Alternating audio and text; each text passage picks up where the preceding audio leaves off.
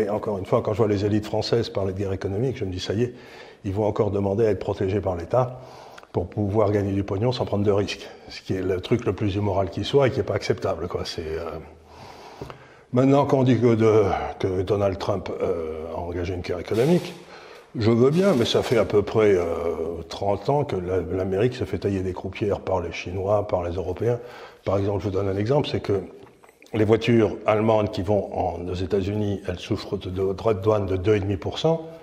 Les voitures américaines qui rentrent en Europe, elles souffrent de droits de douane de 10%. Vous pouvez m'expliquer, donc ce que dit ce brave Trump, c'est qu'il dit, écoutez, si ça vous fait rien, on va essayer, moi je suis pour qu'on abolisse tous les droits de douane et tous vos trucs à la noix, tous ces accords internationaux qui favorisent des grands groupes comme General Electric au détriment d'Alstom, et c'est tout. Donc ça n'est pas une guerre économique, c'est simplement l'arrêt du pillage des États-Unis par les autres pays qui étaient organisés avec beaucoup de talent.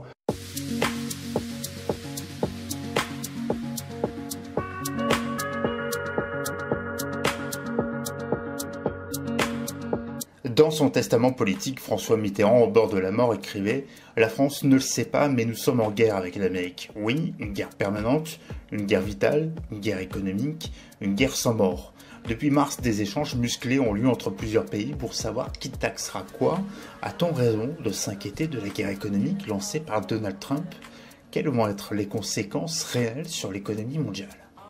D'abord, la première chose qu'il faut dire, c'est que M. François Mitterrand a dit un nombre d'imbécilités considérables dans sa vie, et que c'est une de plus, et que grosso modo, il réagit en bon maurassien qu'il était, c'est-à-dire détestant le capitalisme, détestant les anglo-saxons, de façon presque culturelle, si vous voulez. C'est la racine paysanne de la France, d'être maurassienne.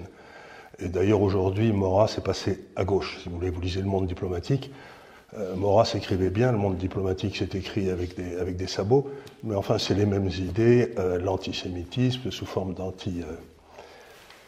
d'anti-Israël, la haine du monde anglo-saxon, la haine des marchés, la recherche du bon roi et des bonnes corporations qui permettront à tout le monde de s'en sortir. Bref, la France est un pays qui vient encore au XVIe siècle, quoi, intellectuellement. Ces élites n'ont guère à part des gens intelligents comme Jean-François Revel, mais des gens comme Mitterrand. On ne peut pas s'appuyer sur Mitterrand pour faire un diagnostic économique. Et je suis un petit peu déçu de cette question qui m'est posée, en parlant de François Mitterrand comme quelqu'un qui comprenait quelque chose à quelque chose. Il n'a jamais rien compris, si ce n'est la politique politicienne au jour le jour pour arriver à rester au pouvoir sans avoir aucune idée de ce qu'il faut en faire. Donc c'est la première des choses que je voulais vous dire. La guerre économique, il faut faire très attention quand on utilise des mots comme ça. Parce que la guerre économique, c'est dans le fond une façon désagréable de parler de concurrence. La concurrence, c'est comme ça que le système fonctionne. Mais les Français détestent la concurrence, chacun sait ça. Ils veulent tous être protégés par l'État dans un monde de capitalisme et de connivence où si ça marche, c'est pour eux. Et si ça marche pas, c'est pour le payeur d'impôts. Donc, si vous voulez, encore une fois, quand je vois les élites françaises parler de guerre économique, je me dis, ça y est, ils vont encore demander à être protégés par l'État pour pouvoir gagner du pognon sans prendre de risques. Ce qui est le truc le plus immoral qui soit et qui n'est pas acceptable, quoi.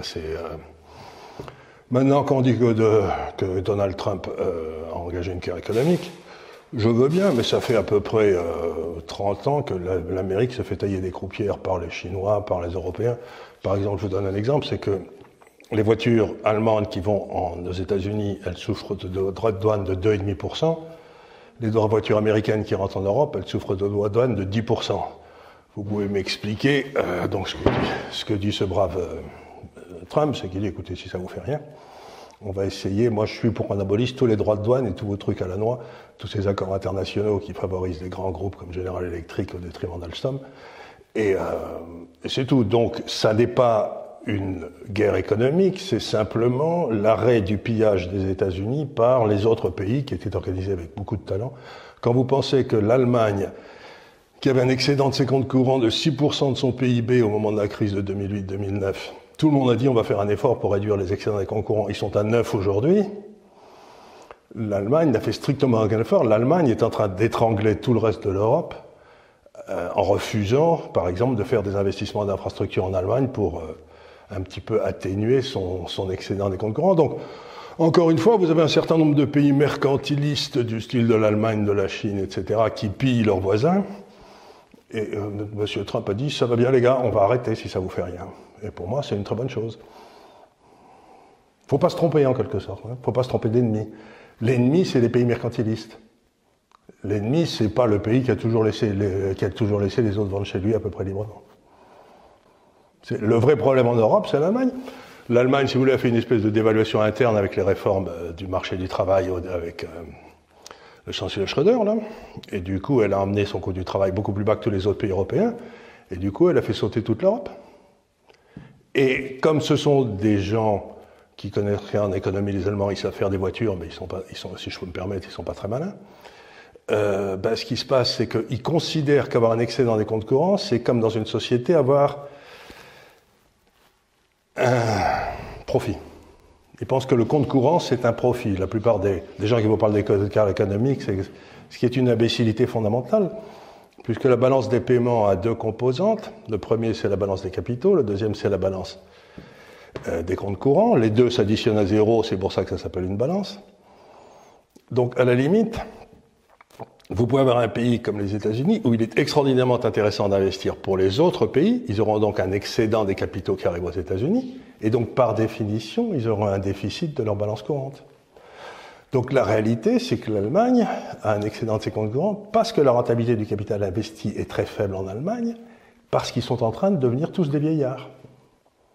Ils consomment plus rien parce qu'ils sont tous vieux, ils ont déjà leur maison, leur bagnole, et donc ils consomment plus rien. Et donc nous être mis encore une fois en taux de change fixe avec des gens dont on savait qu'ils allaient plus rien consommer, c'est d'une imbécilité foudroyante. Il fallait être inspecteur des finances pour le faire, quoi.